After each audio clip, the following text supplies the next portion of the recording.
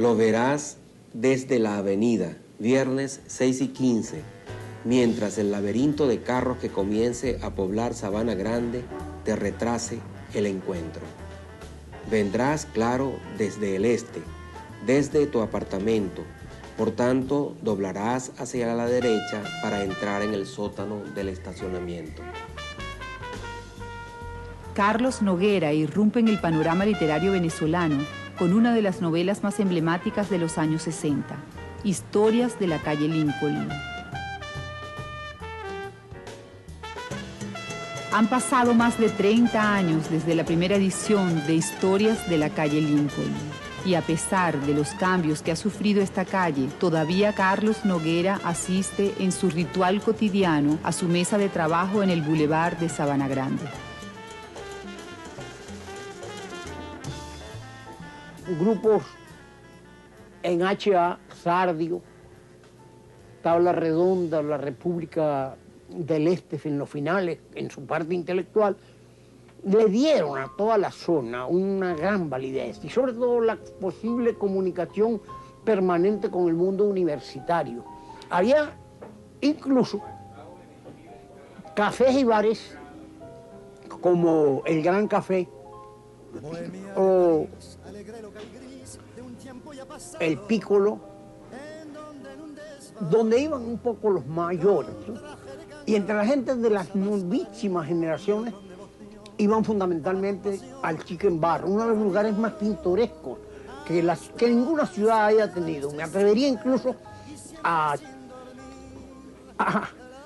exagerar con el barrio latino de París y sus cafés, y con el Greenwich Village y el Soho de Nueva York. Noguera escribe las memorias de la calle Lincoln porque ahí está justamente parte de la vida suya y la de sus compañeros de grupo. Sabana Grande era el sitio de encuentro de la bohemia caraqueña. La mesa del café.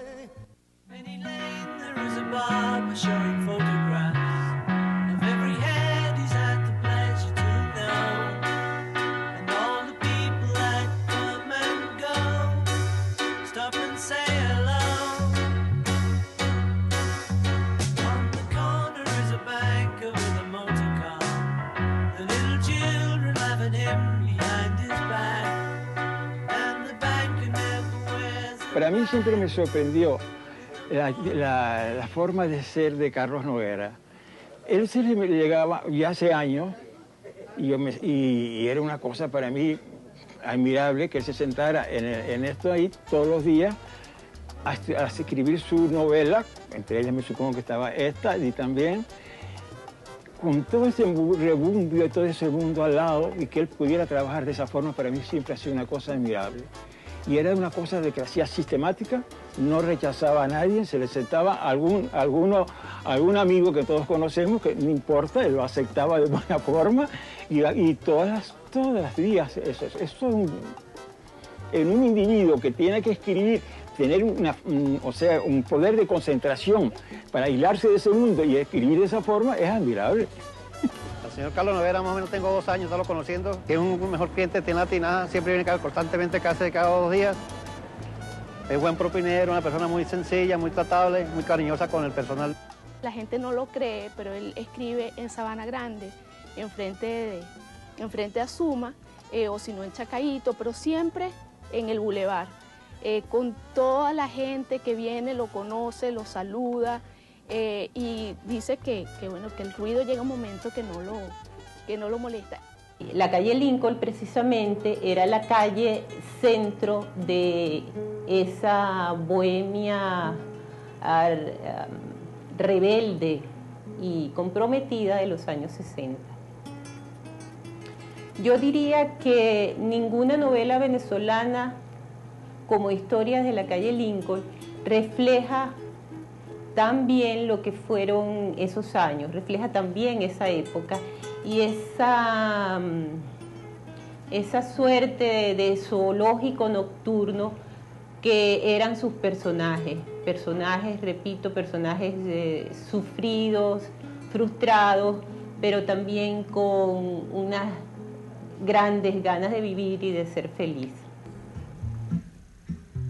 Manhã tão bonita, manhã de día feliz. Bueno, yo soy de un pueblo del interior, Tinaquillo.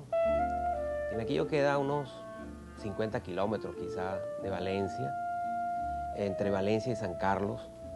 Para la época en que yo nací no era una aldea exactamente, pero sí era un pueblo pequeño, ha cambiado con el tiempo. Hoy día es una ciudad mediana más bien. En aquella época podría ser un pueblo de unos, qué sé yo, 15.000 habitantes probablemente. Según la propia palabra de Carlos Noguera, pueblo bautizado con nombre frágil, de Cántaro en su recuerdo, una comarca de reverberación blanca, alfombrada de árboles de mango donde la estirpe materna, los Sánchez, los Malapica, reside desde la fecha de la fundación. Y siempre digo que yo me crié más bien dentro de un clan que dentro de una familia, porque pertenezco a una familia muy extensa, con muchos tíos, abuelos por allí, muchos primos hermanos, muchos primos segundos. De manera que yo podía recorrer aquella casi aldea con una naturalidad, con un sentimiento de seguridad, con una sensación de que estaba siendo cuidado y querido que nunca lo he dado. Crecí en una familia que apreciaba mucho la lectura y la literatura. Supongo yo, por la reverencia que ellos sentían hacia el acto de leer, cuando yo me retiraba a leer, no importaba qué material estuviese yo leyendo, porque el acto mismo de leer era muy respetado.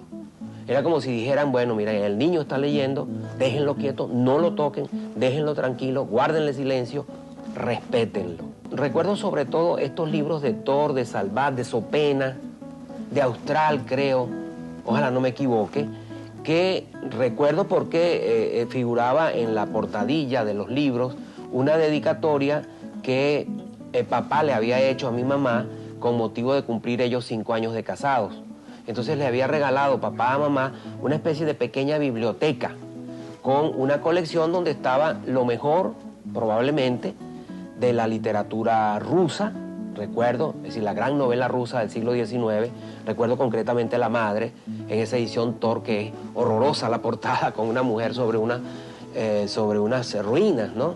Y estaba, por ejemplo, La Naná de Solá, Maupassant, la gran novela rusa y la gran novela francesa, la gran novela europea en general del siglo XIX. Por supuesto estaba Dickens también, que fueron, digamos, mis primeras lecturas serias. No quiero que piensen ustedes que yo era una especie de pequeño monstruo que leía solamente esas cosas, ¿no? También estaban allí, qué sé yo, suplementos del Halcón Negro, el Pato Donald, naturalmente. Yo leía todo lo que me caía en la mano, repito, sin importar qué era y con un gran respeto, incluso estímulo por parte de la familia que me proporcionaba indirectamente estos libros. Fundamentalmente un niño muy travieso, un niño cuyo fundamental preocupación era la indagación y la lectura. Desde muy temprano, Carlos comenzó a leer. Recuerdo que en la biblioteca de nuestros tíos, él prefería las novelas de Julio Verne, las novelas de Alexandre Dumas, El Conde de Montecristo. Por allí comenzó Carlos a incursionar en ese terreno maravilloso de la creación literaria. Y yo creo que en algunas de sus obras hay esas presencias quizás fantasmales de sus primeras lecturas. Sí, la presencia de Tinaquillo es inevitable en la vida de Carlos Noguera, no solo en sus correrías existenciales por el mundo, sino en su obra misma. Si nosotros, por ejemplo, nos referimos a su primera novela, Historias de la calle Lincoln, allí hay una especie de reinvención, replanteamiento de todo lo que fue la juventud de Carlos Noguera, la adolescencia primero en Tinaquillo, su juventud en Caracas y sus primeros días, sus primeros años de estudiante universitario y de su militancia política también allí presente. Eso también se continúa en sus otras obras, en sus otras novelas, porque las novelas de Carlos Noguera son como una especie de de novela inacabable, algo así como la comedia humana de Balzac. Es decir, es una sola obra, repetida muchas veces, continuada muchas veces, resuelta de diferentes formas, pero siempre allí está presente la adolescencia, la infancia, la juventud y por supuesto la madurez del autor. El acercamiento, digamos, o el paso o el salto de la lectura a la escritura fue, yo diría, también de una manera natural y curiosa. Yo recuerdo un momento en que, no sé, tendría probablemente yo 11 años. Yo me vine del pueblo a la ciudad a los 11 años a estudiar secundaria. Estaba terminando la primaria y me tropecé en uno de los rincones de la casa del pueblo con una especie de baúl pequeño que era de una de mis tías. En ese baúl de la tía Julieta, que ya para entonces era una persona de cierta edad, ¿qué encontré yo? Bueno, encontré unos papeles amarillentos que eran metidos en una especie de carpeta también muy envejecida, que databan de por lo menos 30 años antes y que daban cuenta de una especie de juegos florales. Pero lo que me llamó la atención, ¿qué fue? Bueno, fue una cosa muy extraordinaria porque las personas que figuraban allí en esos versos escritos por gente que me rodeaba 30 o 40 años antes, me dio a mí una sensación extraña, cómo la literatura servía como una especie de memoria para recordar tiempos que de otra manera hubiesen sido irrecuperables. Es decir, yo había leído, por supuesto, libros, pero por primera vez estaba leyendo un testimonio literario que contrastaba el testimonio literario contra los protagonistas de ese testimonio, si se me permite decir así, ¿no? ¿Qué hice yo? Dije, bueno, si esto lo puede hacer mi tía Julieta, si esto lo puede hacer mi tía Consuelo, si esto lo puede hacer mi tía María Luisa, si mi tío Fernando, ahora casado con mi tía Consuelo, podía escribirle versos de esa naturaleza, él que ahorita parece tan distinto a estos versos, pues yo también puedo hacerlo, ¿no? Y al día siguiente empecé a escribir. En esa época, una fuente para su imaginación narrativa fue el cine. En la sala de la Esmeralda, que pertenece a Tío, me deslizo para intoxicarme de pantalla. Una película cada noche, el doble los fines de semana. Un sancocho cruzado que prevé a Sandrini y Cantinflas junto a Autry y a Errol Flynn. A los 11 años, como te decía, me vine a estudiar secundaria a Caracas, en el colegio Fray Luis de León. Bien, fue un cambio naturalmente radical porque yo venía de un pueblo, de una familia extensa, de una experiencia rural, y aquí me encuentro naturalmente con una ciudad, ya era una metrópolis, Caracas. Yo siempre digo que yo tengo una enorme deuda con los amigos que me tocaron, los grupos de amigos y amigas que me tocaron en la adolescencia y en la temprana juventud. Me refiero a la secundaria, al bachillerato y a la universidad en sus primeros años. Eran amigos con yo los recuerdo como muy inteligentes, lo eran seguramente, y compartían conmigo un gusto por la lectura, una misma apreciación o valoración de las cosas que a mí me interesaban en particular. La lectura en particular y la escritura. De hecho, formamos una especie de peña, nos reuníamos por allí en los cafés de la avenida Victoria, la avenida Presidente Medina, y en otros cafés de la avenida Roosevelt. Nos reuníamos a intercambiar poemas, algunos cuentos. Yo empecé para entonces a escribir cuentos hacia los 14 o 15 años, y también una cosa muy singular que yo refiero después, le atribuyo a Fernando Landáez en Juegos Bajo la Luna. A alguien se le ocurrió, yo no recuerdo si la idea fue mía, pudo haber sido mía, probablemente no, pudo haber sido Ramón Piñanco el que lanzara la travesura. Recuerdo que nos dimos a la tarea de anotar los sueños, llevar los sueños anotados y luego interpretarlos con una bibliografía previa. La ciudad ha cambiado mucho con el tiempo, hay gente que se asombra cuando yo digo que para mí Caracas es el paraíso, casi. Y si hay alguna diferencia entre el paraíso de la Biblia y Caracas, es a favor de Caracas. La gente se desmaya, dicen que estoy loco, que de dónde saco yo esa idea. Yo adoro esta ciudad.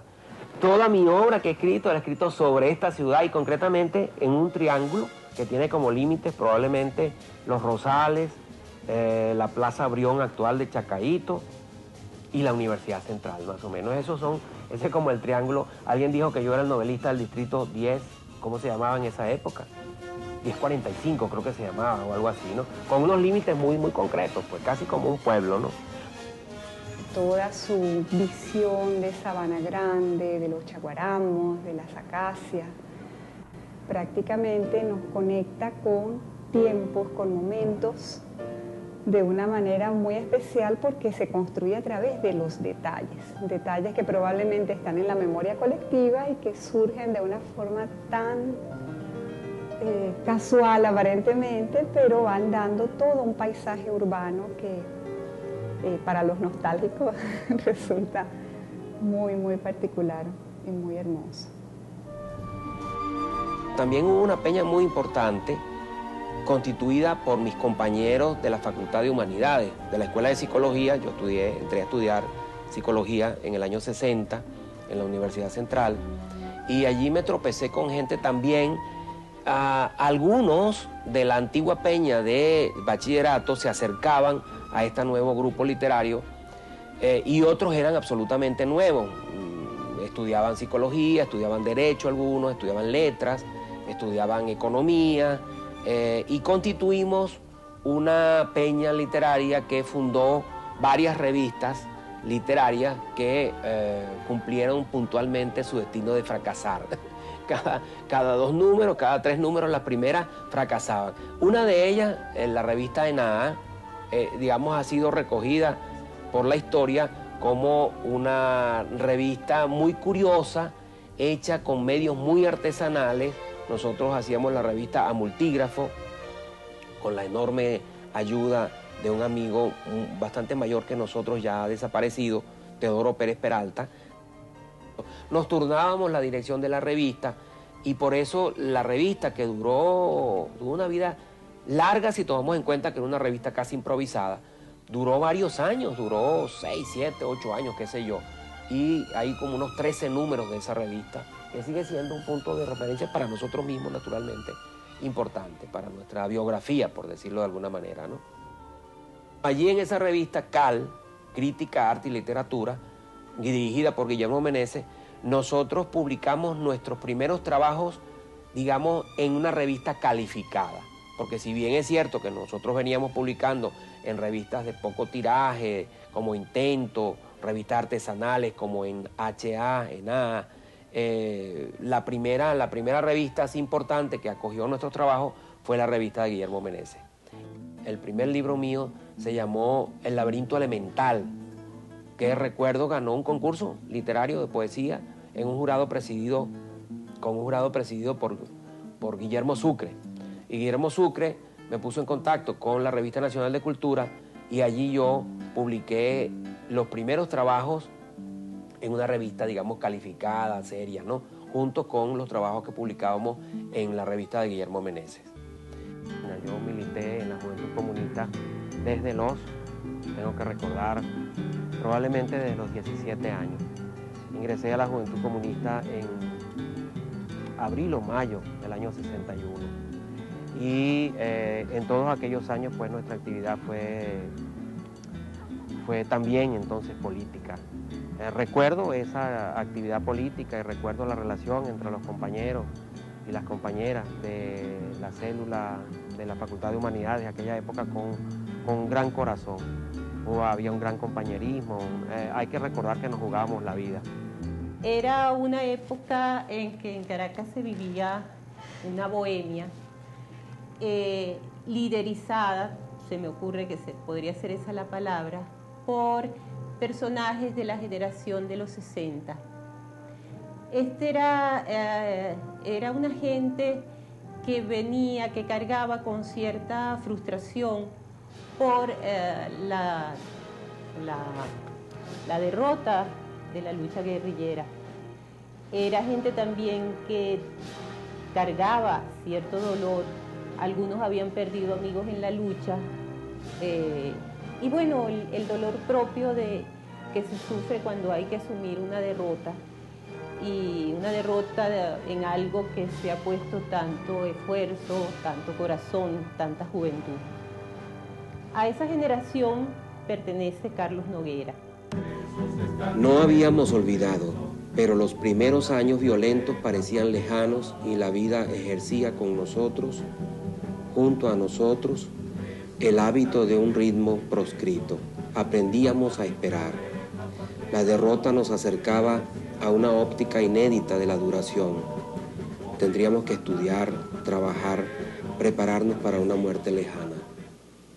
Pues el entorno del año 63, que es el entorno de la segunda novela mía, de Inventando los Días, que narra un hecho incluso de la guerrilla urbana de la UTC número 1, la llamada Brigada Livia Guberner, el famoso asalto a la exposición de pintura francesa, que fue hecha en el Museo de Bellas Artes. Yo tomé un referente real, un hecho periodístico incluso, y tomé eso externamente, digamos, ¿no? Tomé el hecho real, pero me negué a entrevistar a los protagonistas de ese hecho, a quienes yo conocía o podía conocer, porque pensé que lo que yo iba a aportar como novelista era justamente la ideación, la imaginación de las vidas, ¿verdad?, de las vidas individuales, íntimas, de la gente que había protagonizado ese hecho político de resonancia que llegó a los periódicos, pero que yo no quería simplemente, del cual yo no quería hacer simplemente una crónica periodística o un testimonio histórico. No, para nada. Soy un escritor más bien atento a la psicología de los personajes. Me gusta mucho y siempre tengo como preocupación el armar figuras de personajes que sean creíbles y que sean recordables por el lector, de manera que atiendo mucho al hecho individual. A pesar de eso, sin embargo, estos personajes siempre están conectados con el entorno histórico. Y el entorno histórico no es un mero escenario, es un nicho que los contiene y que de alguna manera pesa permanentemente o determina permanentemente sus vidas o parte de esas vidas, ¿no? Así define Carlos Noguera su por qué se escribe. Se escribe para sustituir al mundo que nos ha tocado en suerte y se escribe por juego y por goce. Se escribe por un acto de libertad que, por paradoja, al ser desplegado, nos ata de nuevo a su necesidad. Y se escribe a la par por una inmersión inevitable en la muerte y por un insaciado anhelo de totalidad.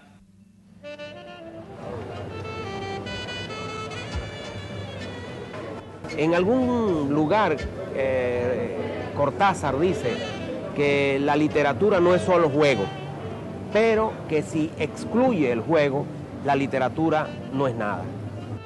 Hay una novela previa, incluso a Historias de la calle Lincoln, que se llamó Para un juego, que nunca publiqué, por fortuna. Tuve la sensatez de archivarla, incluso de quemarla. Creo que es un acto de purificación importante en mi evolución literaria.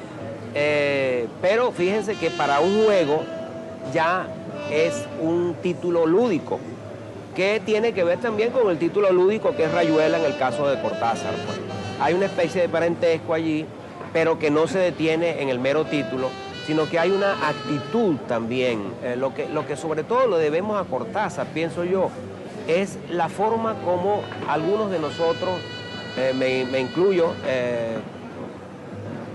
en el grupo, asumimos la escritura a partir de esa recomendación tácita cortázariana que es la de el humor, el acto lúdico, el acto de el desparpajo con que se asume la escritura. Para Carlos, la literatura no es solamente un compromiso, una manera de recrear la sociedad venezolana, sino es un juego. Y como juego, pues, inventa muchas maneras de poner en escena ese juego. Así, por ejemplo, la novela Historias de la calle Lincoln, que es caleidoscópica, que tiene tantos personajes, tantos lenguajes, tantos puntos de vista, resulta fascinante por su experimentalismo. Y en Juegos bajo la luna se logra también algo muy hermoso, que es no solamente el contar una historia, sino el contar cómo se cuenta la historia y cómo un personaje va escribiendo y otro corrige y finalmente es otro personaje el que ha escrito. Ese tipo de juegos metaficcionales era difícil de traducirlos en el cine. La película Juegos bajo la luna de Mauricio Wallerstein logra hacer ese tipo de juegos también cuando transfiere a la metaficción cinematográfica juegos de metaficción que Carlos ha elaborado en la novela. Si algún novelista venezolano encarna en sus libros la práctica polifónica, ese es Carlos Noguera.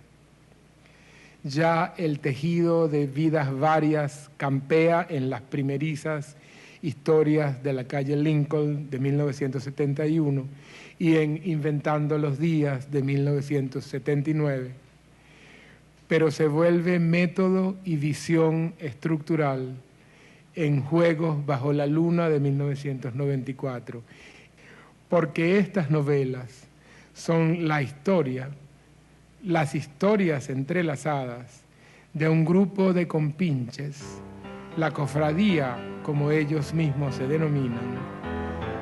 ¿Por dónde comenzar? No, yo diría, no, comiencen por donde quieran, pero por favor no olviden a Balzac, no olviden a Maupassant, no olviden a Dostoyevsky, no olviden a Chekhov. Yo creo que esos son los grandes momentos de la literatura universal, diría yo. Bueno, podríamos meter al Quijote también en esa lista. Hay una imagen de amor, de profunda contemplación, de admiración, de deseo sublimado, hecho música, palabras que revelan, juegan, se internan, van del habla al uso cotidiano, de la mínima escena al mundo de la noche, su bohemia, sus extremos. Esta imagen se sostiene durante toda la novela de Carlos Noguera de un modo muy particular. Desde lo más cotidiano, en el día a día, entramos en los personajes, padecemos el suspenso que los sustenta. Un halo poético envuelve y colabora a la verosimilitud de la novela, el encantamiento del lector. ¿Cómo recrea Carlos el mundo de las mujeres? Pareciera realmente que su capacidad de observación lo ha llevado a producir maravillas, como por ejemplo el diario de Patricia en Historias de la calle Lincoln, o todos esos procesos psicológicos que vive Maruja en Juegos bajo la luna. La experiencia de una violación, que generalmente es algo muy difícil, él logra transmitirla de manera muy convincente. Igualmente, todos los procesos que sufre el personaje de Carmen Luisa, un personaje muy solo, vitalmente, que cae en el mundo de las drogas y que Carlos Noguera logra construir de una manera muy compleja y muy hermosa. Entro a una sala de reuniones de profesores y encuentro a un profesor, barba, chaqueta, leyendo un libro de Alain Robbe-Grillet, creo que era El Mirón, ¿no? Entonces yo digo, oye, qué raro un profesor de psicología leyendo libros de literatura. Y me acerco, yo iba a buscar a otro profesor y me acerco y le digo, oye, qué curioso. Y ahí nos pusimos a hablar de por qué la literatura, y ahí supe que él era escritor, que tenía un taller literario. Hablamos largo esa tarde, yo me tuve que ir y fue después, como 6, 8 meses después, al finalizar ese año que nos conocimos, digamos, más formalmente. Pues no siempre nos saludábamos, pero nos acercamos y tomamos un café. Y bueno, a partir de ese café casi que nos veíamos todas las tardes. Esto te estoy hablando del año 83, cuando yo entro a la escuela de psicología. Fue en el año 88 donde, bueno, ya se formaliza más la relación y pues nos reunimos y nos mudamos juntos. El erotismo y la literatura. Bueno, déjame decírtelo de esta manera. Yo creo que el amor, el erotismo es la gran invención humana para oponerse a la muerte. Alguien ha dicho que Probablemente como narrador yo me detengo más que otros narradores venezolanos en lo que podría ser la descripción o la narración de momentos eróticos distribuidos aquí y allá a lo largo de la novela. Bueno, puedo admitirlo, la verdad que no veo por qué alguien que está narrando la vida debe excluir el amor. Este es uno de los valores formales más apreciables de la novela. Por debajo del thriller hay también una novela erótica que alcanza por momentos alta temperatura. Las parejas aquí son poco convencionales. Aunque los poderes destructivos del sexo desaforado campean aquí, prevalece la sensación de que el amor y la complicidad son más fuertes a la postre.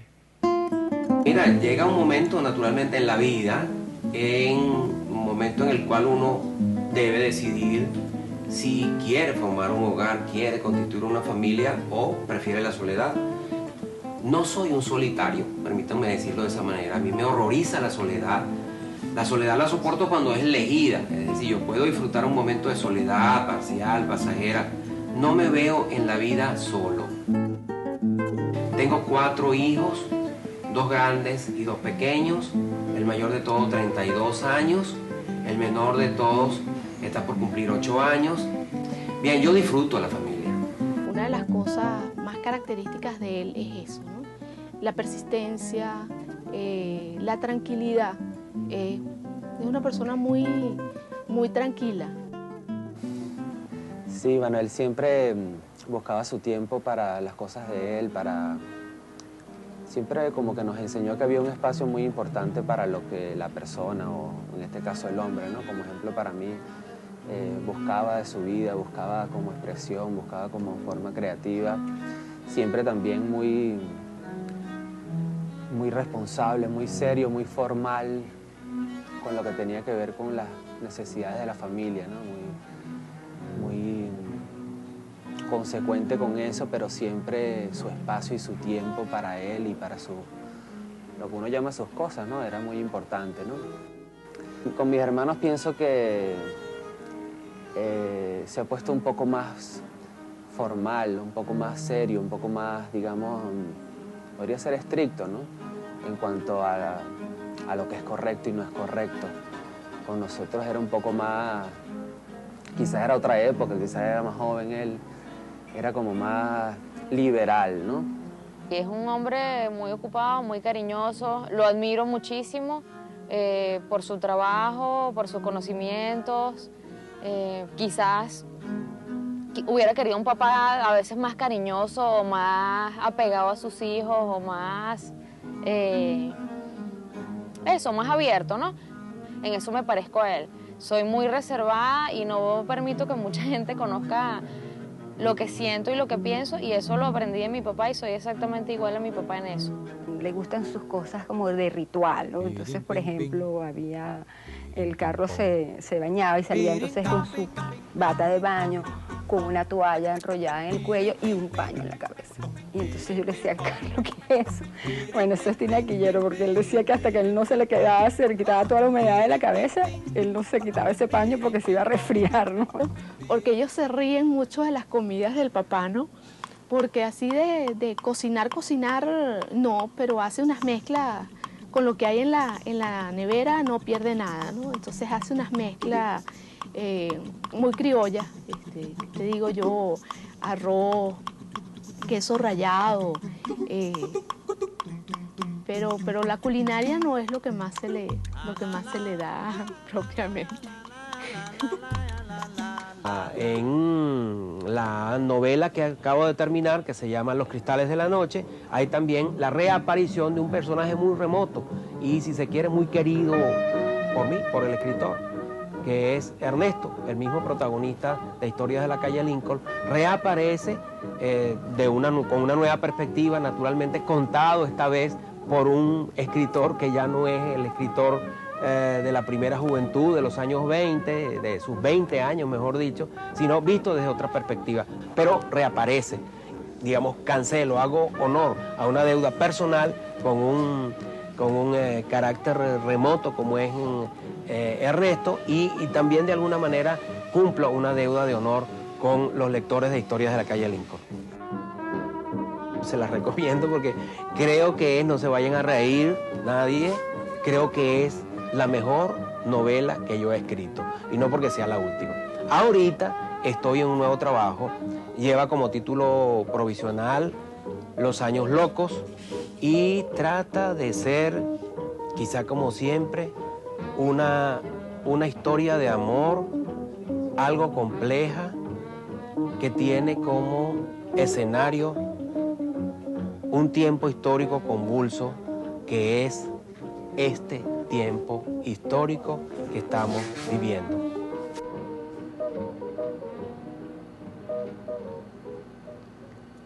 Desde sus inicios, Carlos Noguera ha obtenido reconocimientos de la crítica y por ello ha obtenido prestigiosos premios literarios.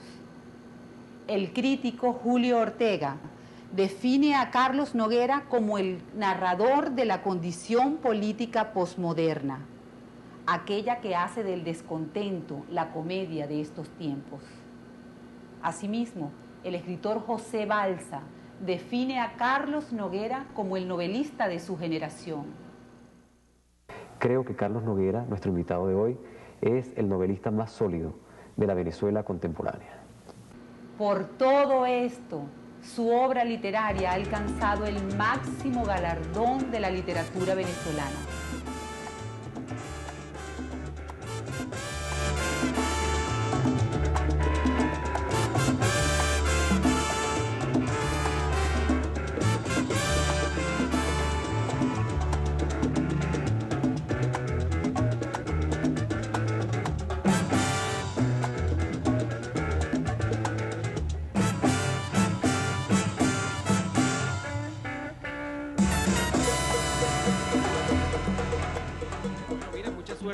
Con ese video, ¿no? Porque bueno, estamos terminando el video, estamos celebrando. Con personajes tan extraños como nosotros, pues cualquier cosa puede ocurrir.